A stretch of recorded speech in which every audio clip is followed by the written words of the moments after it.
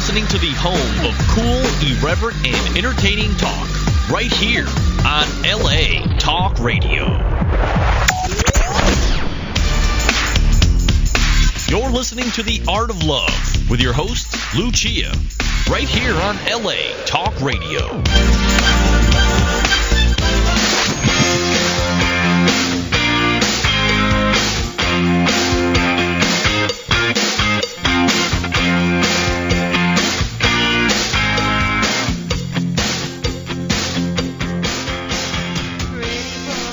Hello and welcome to The Art of Love.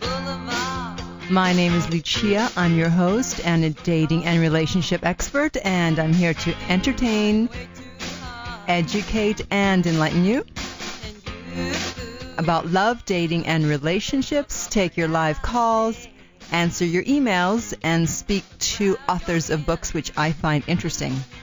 And today's going to be very interesting. I think it's going to be very eye-opening for women and maybe a few men, but it's a great show for everybody. So let me bring my guest who's in Montreal, Canada, on the air. Luckily I can speak French, but I don't have to because he speaks English. Okay, so welcome to the show, Frank. Hello. It's great to be here on The Art of Love. Yes. So this is Frank B. Kermit. The book is The Eye of the Seductress, a workbook for women to learn about the emotional needs of men. The website is franktalks.com, and Frank is a relationship expert who teaches men and women how to address each other's emotional needs in order to build ongoing loving relationships.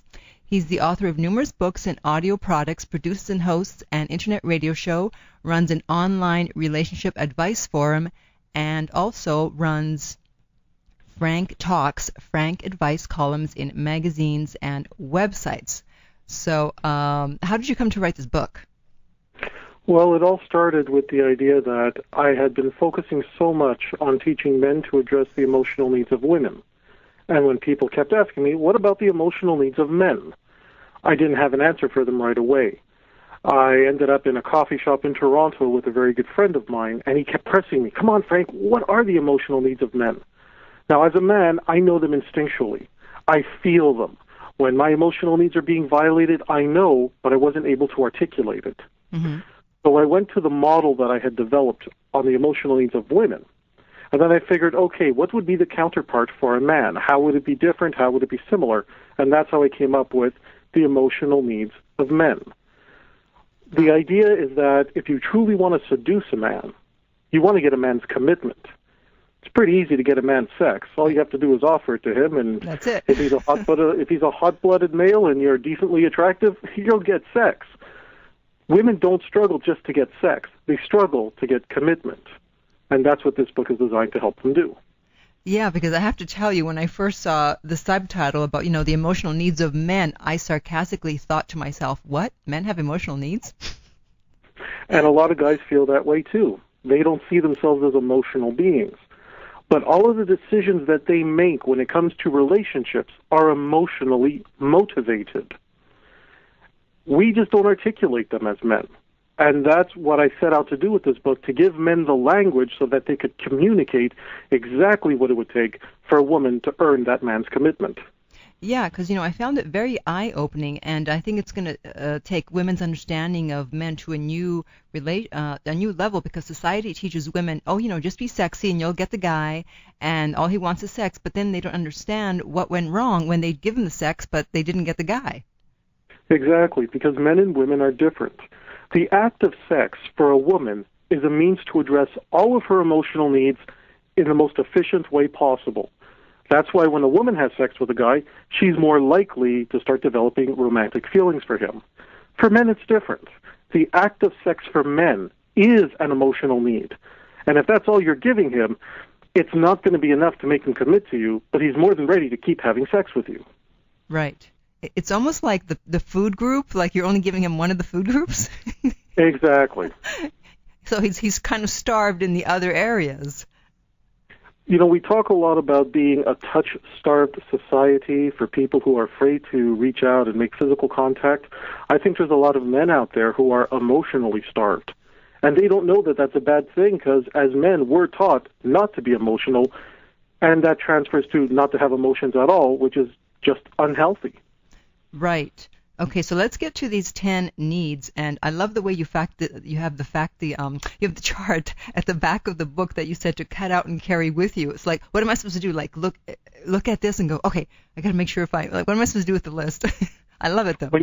When you're starting out, and the reason that chart is at the back of the book, when you're starting out, you're learning a new way of thinking. So let's say you're going out on a date, and you're in conversation. Well, through your conversations, through your actions, you'll know that you have addressed certain emotional needs. Let's say it's a 2 or 3 hour date. At about halfway through, you'll check the chart and say, okay, well, I know I've addressed these 7 needs. I didn't address the other 3.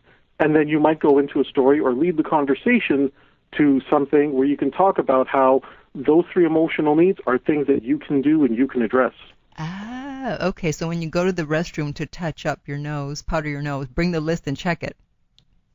I did this with guys where they had a little laminated card with all 10 emotional needs of women on it, so that every now and then they would look at the card and say, you know what, I haven't asked her about her childhood memories. I didn't cater to the little girl in her, so they would have an idea of where to take the conversation so they could figure out what kind of a woman she was.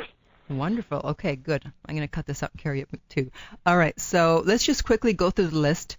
Number 1 is protection have his reputation as desirable. What does that mean? Okay, as a man, we know you're going to complain about us. Women like to talk. They like to try to improve on. They like to express themselves. Some guys will take that as criticisms, and that could lead the relationship into a bad way. What's important for us, since we know you're going to complain anyway, when you talk to your girlfriends, when you talk to other people, don't complain about the areas where we are truly weak and vulnerable. Complain about the things that, even though they get on your nerves, would still make us seem attractive. There's a big difference between a woman saying, oh, that Frank, he makes me so mad. He's so headstrong all the time. Because being headstrong can still be an attractive trait, depending on the context. Yeah. But going around and saying, oh, that Frank, he's always just crying all the time because he's so struggling with his career. Well, there's no way for that to be an attractive trait. Right. Okay. Next one, recharge time. Okay, men need their quiet time. So much is going on inside the heads of men. We don't express it in the same way that women do. We internalize everything.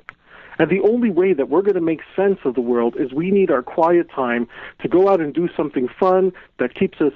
Sometimes we go into our workshops. Sometimes we have to go out and have a beer. We need something so that we can process everything that's been happening to us lately. A man who doesn't get his quiet time is going to be a lot more agitated, a lot more irritable, and he's not going to be in the headspace to connect with anybody. When your man says, I just need to go out, he's not trying to get away from you. He's trying to sort out his own head, and he needs his quiet time, his relaxed time to do it. Right, so when a guy says he needs a night out with the boys, you need to just let him go. Exactly. He's not saying, honey, I'm trying to get away from you. He's saying, I need my night out with the boys so I can reformulate everything going on in my head and calm down. Otherwise, I'm not going to be able to connect with you again. And if he is going out every now and then, part of that reason is that he does want to connect with you. He just needs to find the energy to do it. Right. Okay. Number 3, can you mind the store? This is so important, and a lot of women don't realize this. I bet every single woman right now listening has lost a guy because of this emotional need. Can you mind the store? Wow. Every man, every now and then, becomes incapacitated. He becomes ill. He ends up in a space where he's not going to be at his best. Can he rely on her to take care of things while he's incapacitated? Now, at the most serious, we're looking at a man who, let's say, has gotten injured, can't speak for himself at that moment. Does she have what it takes to pick up the phone and call 911, or is she going to get into a panic? Is she going to be unable to even call for help? Does she get squeamish at the sight of blood and is unable to tend to him when he really needs it the most? Sometimes it's an issue of a guy may just say, something's really been bugging me and I really want to talk about it. If the woman that he's with says, I really don't want to hear it right now, let's go and do something fun, he already knows, I was vulnerable. I needed someone to mind the store because right now I can't be the dominant one. I can't be the one leading the relationship, and you weren't there for me. Okay, we'll have sex, but don't expect anything with me in terms of a future. Right. Okay. This next one sounds a bit scary to women, but I'm sure you'll explain it. She must show compliance to his dominance. Now, there's a reason I use the word dominant. Yeah, it's scary. Because, it is very scary. But for men, dominance means something different. Don't forget that the type of men that I'm used to helping out are guys who are, they're the type of guys who will say, well, what do you want to do? They won't take any sense of leadership. They won't even suggest things. They're trying to make a woman happy by giving her everything she wants and not thinking in terms of, why don't I just relieve her of the burden of mothering me? If I use the word leadership, a lot of guys start treating the relationship like a business transaction, like being a boss at work. Well, no woman wants to be treated like an employee in a relationship. By using the word dominance, I'm reinforcing for the guy that, no, you have to step up and relieve her of the burden of mothering you. You don't have to constantly ask her to do things for you. Sometimes saying, honey, I'm taking you out to dinner tonight, and then surprising her with where you're going to take her is a lot more meaningful to a woman than constantly going and saying to her, well, I don't know, what do you want to do tonight? Where do you want to go? You make all the decisions. Right. True. Okay, I understand. The next one is nurture of his social, personal environment. Okay, now this is so important that some men will marry a woman, and this is one of the biggest reasons. Figuring out what he wants to do with his life, where he wants to live, who he wants to socialize with. Can he find a woman who can support that lifestyle? For some men, they have careers which are not standard 9-to-5 jobs. Maybe he travels a lot during his career.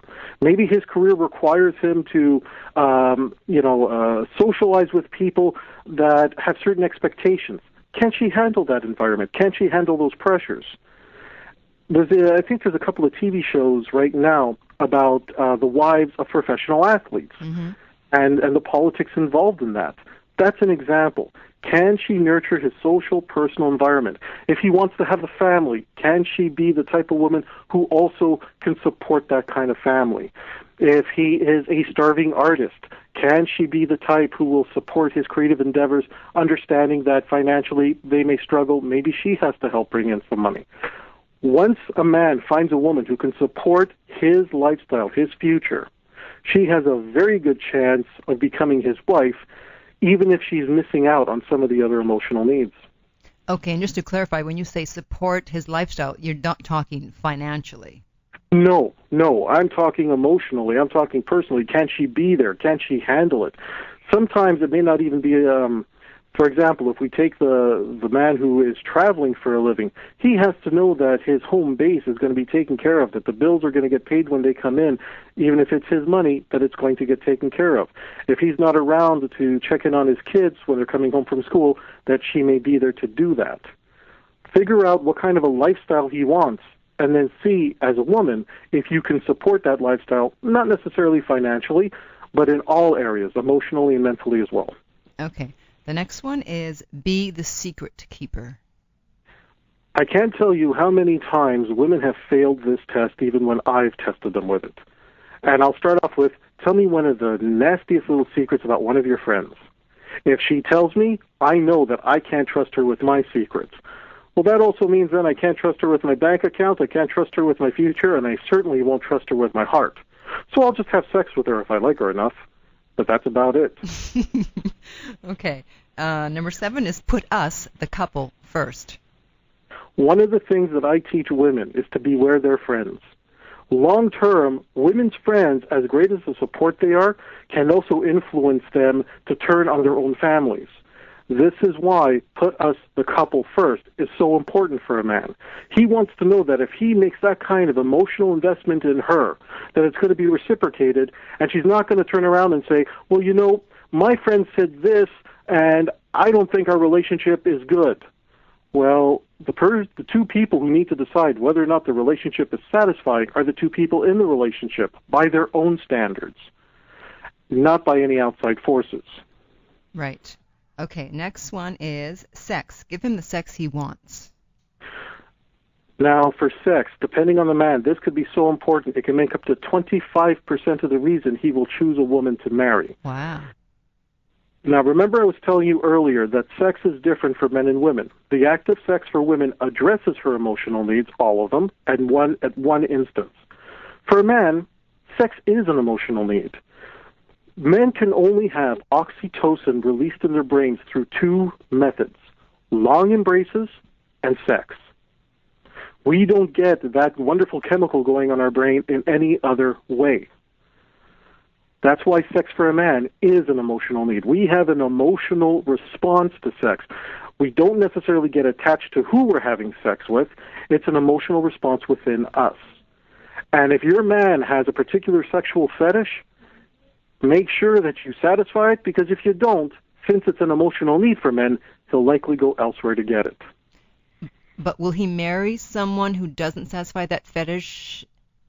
Will he marry someone who doesn't satisfy the fetish? Well, if I base it strictly on my clientele, what usually happens is that the woman will address the number of emotional needs. She won't fully satisfy what he needs sexually. So he might still marry her, he might still have a relationship with her, but he won't be sexually faithful with her.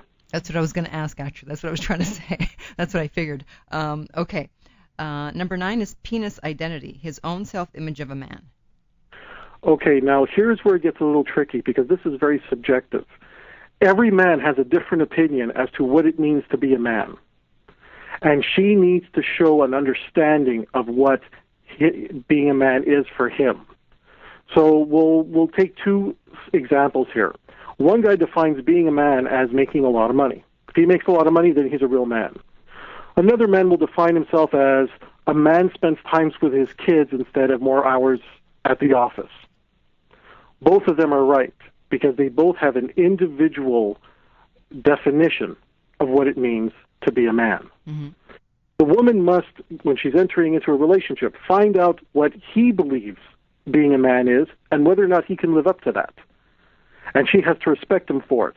So the woman who, let's say, wants her husband to be home more often to spend time with the kids, if she's with the man who defines his masculinity by going out and making more money, they're going to have problems in that relationship, because he's not going to just take it as a criticism. Oh, you're not spending enough time at home. He'll take it as a direct insult, an attack on his masculinity, because he defines himself as a guy is the one who makes the money.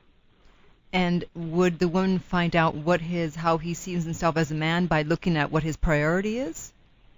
Well, she would look at what his priority is, but mostly she has to look at what his actions are. What are his actions? Where does he put his time? Sometimes, for men, you can actually ask a guy, what does it mean to be a man for you?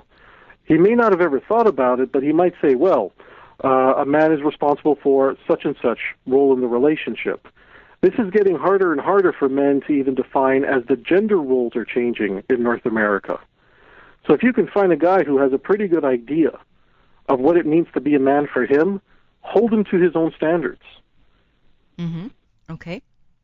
And then finally, number 10 is femininity as defined by attraction, appreciation, courteous. Okay, now this could be such a huge one, and if you look at most advertising geared towards males, males are constantly taken advantage of because of their love for femininity. Here's where, again, it gets tricky. It's very subjective. One man might define femininity in terms of a woman who is very, very proper and buttoned up and isn't showing too much skin. Another man might define femininity as a woman who lets it all hang out, who embraces her sexual orientation and puts it out there and dresses provocatively. Both of them are right, because it's a subjective nature of what turns him on as femininity. So that's where we get attraction and arousal. For appreciation, men want to feel that they're useful. One of the challenges that women have in this day and age is that they don't really need men. They don't. They can provide for themselves. They can go to school. They can get a career going. Mm-hmm. They can start their own businesses. So they don't really need men to provide. Mm-hmm. They still need men as an emotional support. They still need men as an emotional contribution in their lives. Our generation of men now feels very lost Right. Because the old traditional gender roles that were in place of, well, he's the breadwinner, he comes in and do this, there was something to appreciate him for. Now that women can do that themselves, how does a man feel appreciated? And it's important for a woman in a relationship, especially if she wants the man's commitment, to really show appreciation for everything he contributes to that relationship, not just financially, as the case may be, but for the emotional support that he offers in the relationship. Okay. So do you think that everyone has like one primary emotional need, and if that's not met, no matter how many other needs are met, they won't be interested, or as long as that is met, they're willing to let go of some of the other needs? There is a sense of priority in anybody's emotional needs criterion, anybody's emotional needs makeup. Mm-hmm. It's usually based on their life experience and where they are in their lives. So younger people might want more drama, more fun, and they may not be focusing on things such as fear of abandonment. As people get older, things like fear of abandonment, trust and honesty, they have more to risk, they have more to lose. It really depends where a person is in their life. If you can figure out what are the primary emotional needs of that person, and yes, for some people, one emotional need may override everything else. So let's say you're dealing with a couple that has been married for a number of years, they have kids. They start getting into some problems because some of their emotional needs are being violated. Why do they stay in that relationship? Because their primary emotional needs may still be getting addressed, even if some of their more minor ones are being violated. It's only when the majority of your important emotional needs get violated that you know the relationship is going to end. Okay, so would that explain why, I have this girlfriend, and her relationship with the guy she was dating ended probably like 10 months ago, and yet she just somehow cannot let go, and yet he's, in many ways, she keeps saying, no, he's not the guy I want. He doesn't have enough money, he doesn't have a steady job, he barely has a place to live, and yet I cannot get him out of my mind. Is that because he was satisfying her primary emotional need? Okay, well, the fact that they're not together right now suggests that her primary emotional need may not have been met. However, he might have addressed a number of her secondary and tertiary emotional needs, which is why she's still thinking about him. Mm. She needs to figure out what was so important to her that she let this guy go. Once she figures that out, that's when she can go through the process of figuring out, is that emotional need really something that should be important? Does she need to reprogram her emotional needs? Does she need to do some emotional need deconstruction? Or was she right to leave him and find someone else? Okay, yeah, because a lot of times people stay stuck on guys or women from the past, and I guess it's because they were getting a certain need met that I can't get on their own or from other people. Exactly. Now, there is another emotional need called el destructo. I call it el destructo because people destroy themselves with this. Wow. It's one of the most dysfunctional emotional needs that both men and women have, and this is it. It's the emotional need of assuming that a specific person is able to address all of their emotional needs. Why is it el destructo? Because that's usually based on a fantasy image they have of the person, not necessarily what the person can actually do. Mm. Now, this happened to me with my ex-fiancée. We were together for about 3 years on and off. She ended up with my best friend, of all things. Wow. Horrible situation, but after 7 years, I was still hooked on her. And it wasn't until I went through the process of learning and developing my emotional needs theories that I got her back, and that's when I realized, wow, I wasn't in love with this woman. I was in love with this fantasy image I had of this woman. Now here she is in front of me in reality, and she doesn't measure up to what I thought. I had el destructo. And it wasn't until I came to the conclusion that the fantasy of a person is always going to be better than the real thing. And nobody, and I mean nobody, can ever live up to a fantasy. Right. Yeah, I mean, that's why, like with me, when something is over, it's over, because once it's over, then I go through the grieving process, whatever, and I take them down from their pedestal, and once they're down, I can't put them back up. One of the things that I would suggest to somebody struggling with this is to get into the habit of not putting a person up on a pedestal to begin with if you can't handle the emotional backlash after a breakup. Because usually you put somebody up on a pedestal because you see something absolutely wonderful about them. Those things may still, in fact, exist. But just because you have feelings for somebody doesn't mean you should sacrifice your own well-being and sacrifice your own values to be with that person. Right. Now, you said the more dysfunctional the man, the more important the quality of sex is in terms of his desire to commit. So why is that? Okay. Sex at that point for a man is in a form of escape. If he's truly emotionally damaged, let's say he's maybe he's an abuse victim, a neglected child, or he has some type of demon in his past that he still hasn't dealt with.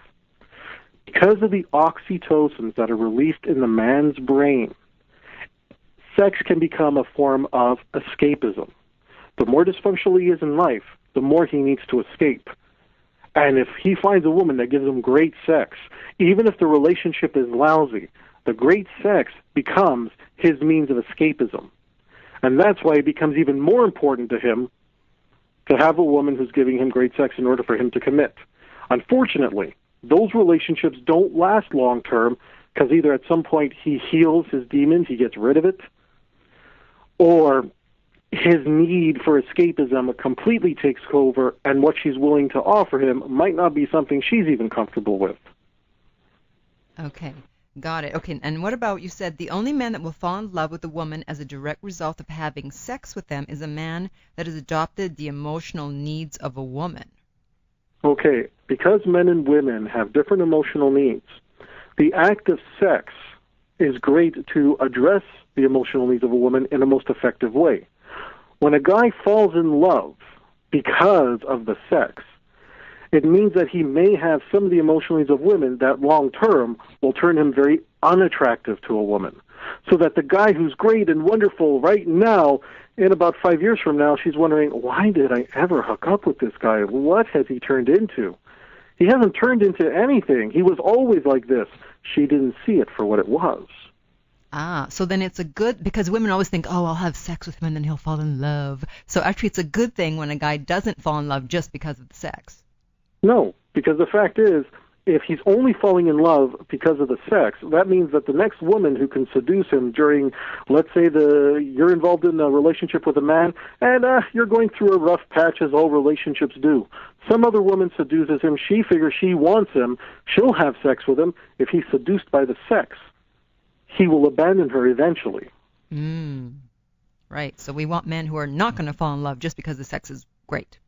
Exactly. You want a man to commit to you because of all the things that you can offer him, because of the things that, the behaviors you commit that he has an appreciation and a need for. That's the man whose commitment you want. Right. Do you think a player is a high-value male? I think a player is very desired by women, but I don't think necessarily that a player is a high-value male. I define a high-value male as a man who can address the emotional needs of women. What's the one emotional need of a woman that a player, time and time again, will violate? And that is her fear of abandonment. Right. Part of his being a player is that he's not sticking around. So if they want to have some fun, they want to have a good time, hey, let's go away for the weekend, spend it all week, spend it in a motel room, great, fantastic, lots of fun. But the same things that make him a great player are not necessarily going to be the same things that make him a great life partner. So would I define him as a high-value male? No, only because in my definition, a high-value male can address all the emotional needs of the woman that he wants to be with.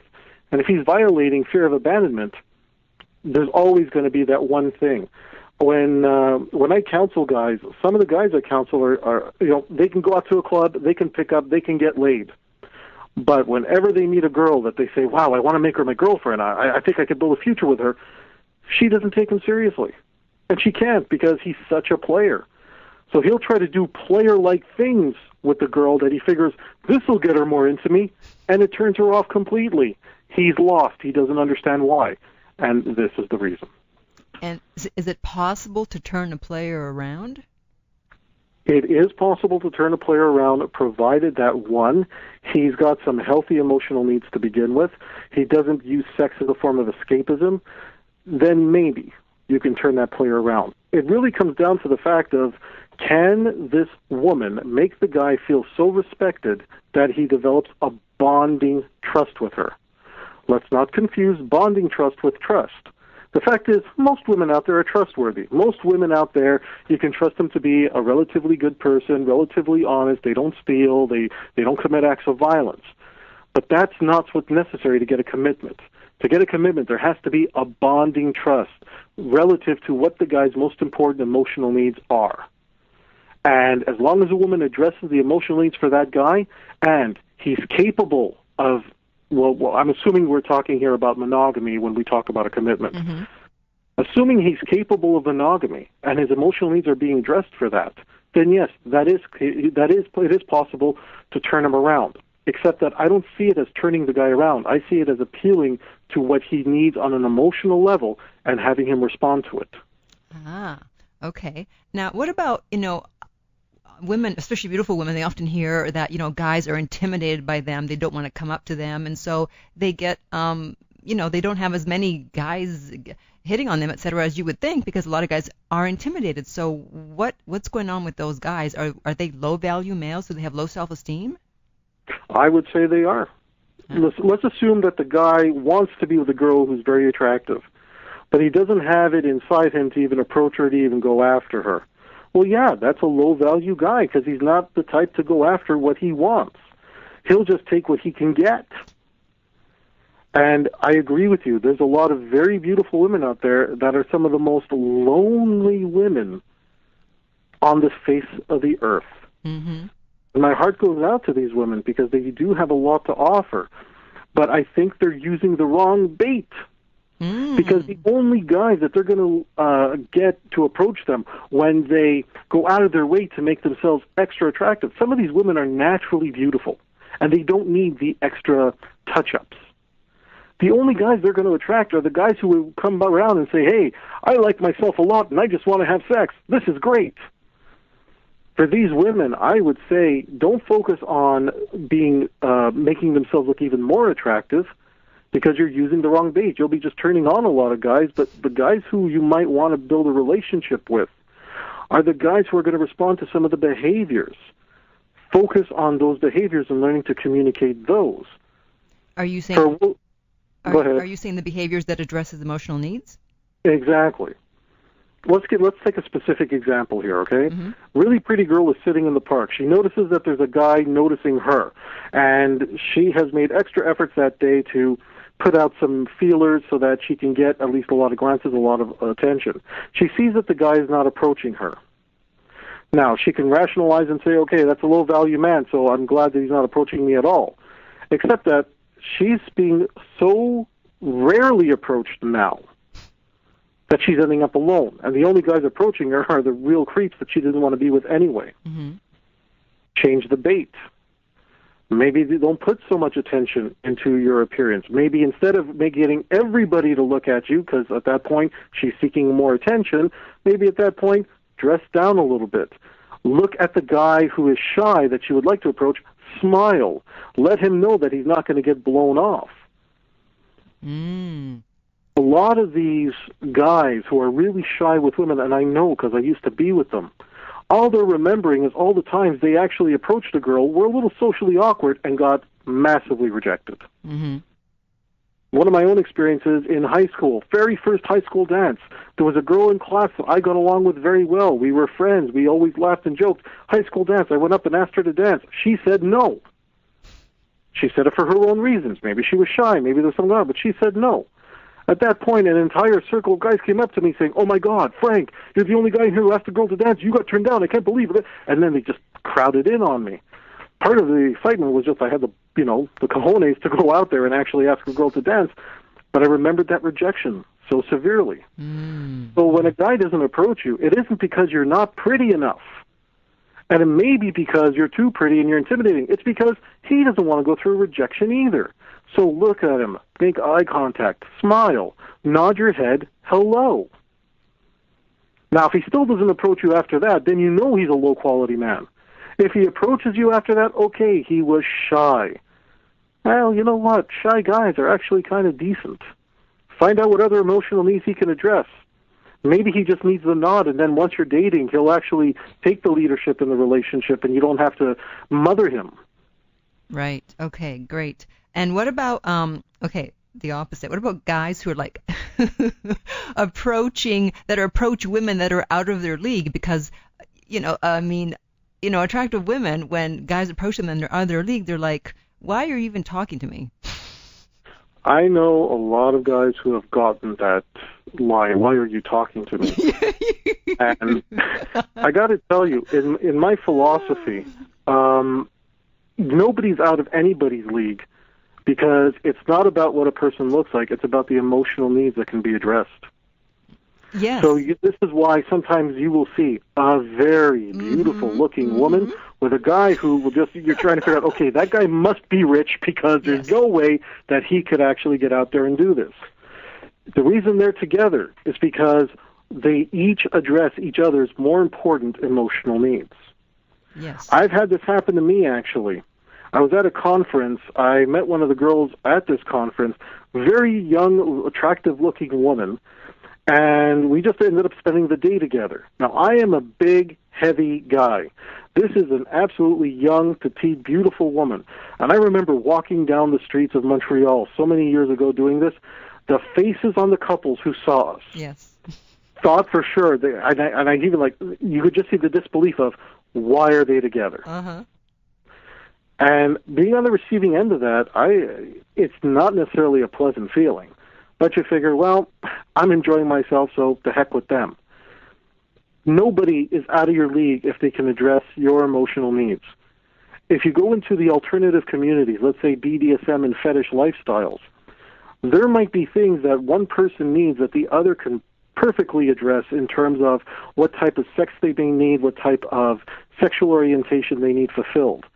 And it'll have nothing to do with the way they look. It has to do with what behaviors they can do to address one another's emotional needs. For the woman who says, why are you even talking to me? You're out of my league. My guess for her is that her emotional needs might be, let's say, high-quality sperm and high drama. Well, long term, that's not going to land her in an emotionally healthy situation. I've dated a lot of older women who were like this in their youth, and they were never at a truly emotionally healthy place. Which segues into my cougar question. So maybe you've already explained it in answering this previous question, because a lot of people think, what? How can these young guys be attracted to these older women? So then would you say it's because the older women, one of the main reasons is the emotional needs? In my philosophy, it's all emotional needs. Why would a young guy in his early 20s date a woman 30 years his senior? It almost seems like, oh, this is an impossibility. They can never have kids, so it can't be a real relationship. There's this stigma attached to it. Yeah. They're together for the same reason that two young people are together, that two old people are together, that people with blended families get together. They're together because their emotional needs are being addressed in the process of that relationship. So it's not an age thing. It's about whether or not the emotional needs are being addressed. Good. Now I'll have some fodder for my interviews, because people are always like, what? We don't understand. Because everyone thinks it's just about sex. Well, they assume it's just about sex because there's that stigma attached. An older man dating a younger woman doesn't necessarily have the stigma because there's always the potential for them to have children. Men don't have that biological clock. Unfortunately, women have this unfair stigma put on them because they get older, they have a biological clock. They may still want to have a romantic relationship with a younger man. The issue is always, well, that guy is at some point going to want kids. He's going to eventually dump her, so therefore this relationship can't be about love. It's got to be about sex. Right. They never factor in that, well, maybe that guy's not interested in having his own kids. Maybe he's perfectly content with adopting if it comes to that. They never even consider that maybe it's the guy who's unable to have kids. Right. Okay, so these are the realities that we're talking about. You can't ever worry about what somebody else says or thinks about who you choose as your life partner, because 10 years from now, they're likely going to be out of your life. Maybe they'll be dead. Maybe they'll be in another country. And a few centuries from now, they'll be on another planet. Right. But they will not have to deal with the choices and consequences of your actions today. That's the only person that you have to answer to. Yeah, I'm glad you said that, because unfortunately a lot of women are like ashamed and embarrassed, and they try to keep it hidden that they're dating much younger men. Okay, I have two things to say to that. Number one, a woman has to calibrate to her environment. If the shame and embarrassment that comes from her dating a younger man is going to negatively impact her ability to survive, and I'm going to use a ridiculous example, but just so it makes my point. Mm-hmm. She's renting a small room in an apartment building and it's all she can afford. In that apartment building, you have people who go out of their way to make life unpleasant for anybody that they deem to be, not with the norm. If she starts advertising that, I date younger men and I'm okay with it, they may see her as a threat. They may see her as someone to not necessarily physically attack, but to go out of their way to harass and make her life absolutely miserable, that she would eventually have to move out of that building. Mm-hmm. But when you're in a situation like that, you have to calibrate and keep it secret. The same way that a young couple, maybe in their early 20s, whose families don't get along, or maybe one side of the family wants the young person to focus on school, and they need to keep their relationship secret. It's not based on age. Secrecy sometimes is just for the good of the relationship because of the outside environment. So that's the first thing I'm going to say. The second thing I'm going to say is that if you're not in that situation where outside forces have any power to influence you, then to those women out there who are dating younger guys, don't feel embarrassed about it. Don't try to hide it, but be matter of fact about it. You don't have to flaunt it either. Mm-hmm. Be matter of fact about it. Yes, I'm dating a guy. Yes, he's 30 years younger than me. You have to understand that if you're not okay with it, no one around you is going to be okay with it, because they sense that you're doing something that you don't agree with. But if you come across as, yes, as a matter of fact, this is my situation, and I'm okay with it, they will follow your emotional stance on your current situation. There's no way you're ever going to be able to build a relationship with anybody if you yourself feel guilty for having it. Wow. But if you... Go ahead. You're brilliant. I know. I have been working at this a long time, and when it comes to dating older women, I've dated women 30 years my senior. Okay. So I'm not at all fazed by these ideas. Right. You've been there, done that. Well, thank you. Exactly. Now, let's move on. We just have a little bit of time left here, unfortunately. The Rules, you said that The Rules was a book that taught women how to attract low-value males that happen to be good providers? Mm-hmm. Okay, let me be very specific here. A lot of the things that some regular relationship advice promote is the idea that you want to look a certain way because you want a guy who's only going to like you because of how attractive you are. You want to make sure that you find a man who has a lot of money and who can support you. Well, if your only vices... I'll give you an example, okay? In that book, they even say things like, a girl has to be standoffish. If the guy calls her up for a date, she has to initially say, well, no, I'm actually busy that night. Let's go out on another night. A low-value guy is going to figure, okay, I don't have any other options, so I'll wait. And if she's not available this weekend, I'll stay home and wait for her, and next weekend I'll call her again. It's the low-value guy that doesn't have options. A high-value guy is going to say, that's okay, you're not available this weekend, not a problem. I'm going to go out this weekend and see if I can meet somebody who does want to spend time with me. Mm-hmm. A high-value guy has options. Low-value men take what they can get. Now, if you have a low-value guy, maybe somebody who really doesn't have a sense of what he's worth, maybe has a low self-esteem, he'll just be happy to get anything. But these are the same guys that once they got their wife, once they got their house, once they have what looks like a stable life, these are the guys that the adult entertainment industry are making so much money on, because they never went out and got it for themselves. Ah, okay, interesting. You also said that a woman that finds a man desirable should be careful not to send mixed messages. Why is that?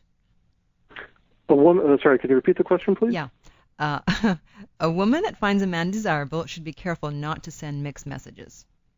In mixed messages, meaning if she really finds him desirable, I often find that women get so self-conscious about the idea that, oh no, I can't let him know that I like him. Yes. So they try to be aloof, and they try to, oh well, I mean, I like you, but not that much. Right. I got news for you.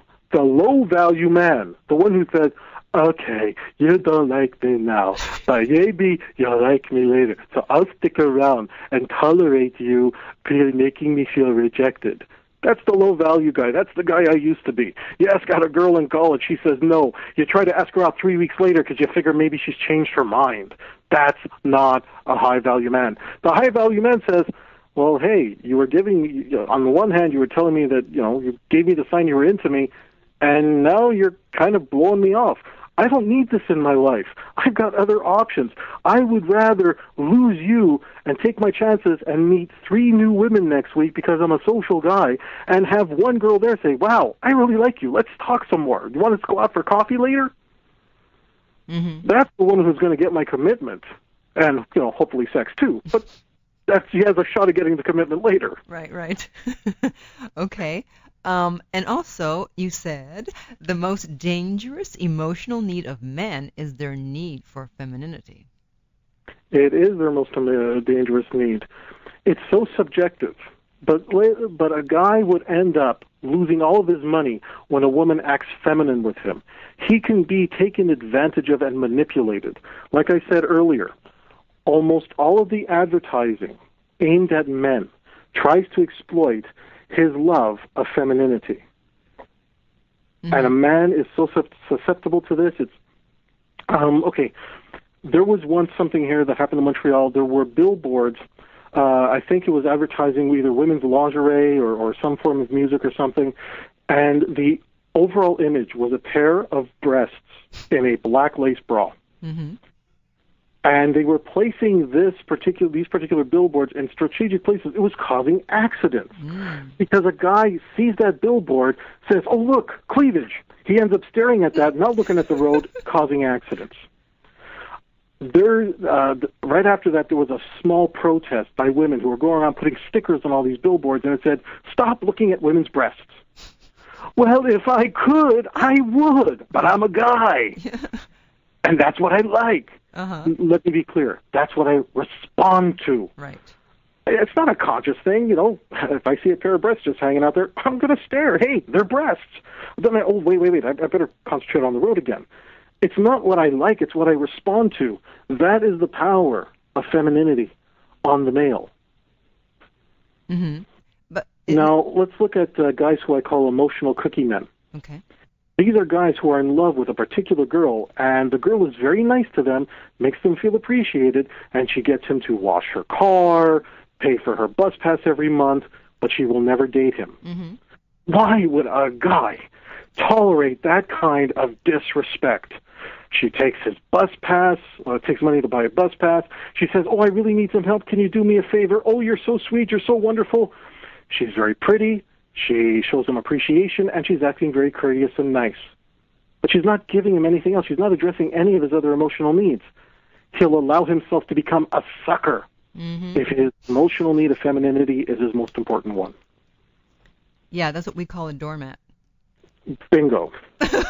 And how attractive is a doormat? How many women out there are saying, me, I want to marry the doormat, me? Yeah, it's not many. Yeah, if we're not interested, we'll use you, but we won't have sex with you. Exactly. See, this is how men and women are different. If a guy likes you, he'll have sex with you. He won't commit with you. If a woman likes you, she'll get you to do favors for him, but she won't give you sex, and she won't even consider you for long term. See, it's the total opposite. No wonder there's so many issues between men and women. Oh, good. This is part of the reason that everything that I've learned over the past 10 years going on this journey of mine, I've put it into books, I've written it out, I've been putting it onto CDs. I want to make sure that when my time on this planet is over, I've left enough of a legacy that I can teach people how to love, and a lot of this confusion will at least be minimized to some of the more basic ideas of people addressing each other's emotional needs. And I'm happy to say that I think we've unconfused a lot of people today. I hope so. That's my life's work. Exactly. That's what we're here for, damn it. So thank you so much for being on the show. It was very enlightening. Of course, the book is The Eye of the Seductress, a workbook to learn about the emotional needs of men, and it's available at franktalks.com. And thank you so much for being on, and I want to have you back on, and then we'll talk about the emotional needs of women next time. Lucia, I look forward to it. Count on it. I will be back. You'll be back. Okay. All right. Take care. Thanks. Thank you. Bye. Bye-bye. All right. Well, that was very interesting. I got to go home and take notes. Especially the cougar part. He was so eloquent. He might steal my job. Damn it. Okay. So thank you so much for joining me today. I'd like to remind you that my website is theartoflove.net, and you can sign up for my free weekly newsletter there. My book is at lessonsoflove.net, and you can read an excerpt there. And in the meantime, remember that love inspires, empowers, uplifts, and enlightens. You're listening to The Art of Love with your host, Lucia, right here on LA Talk Radio.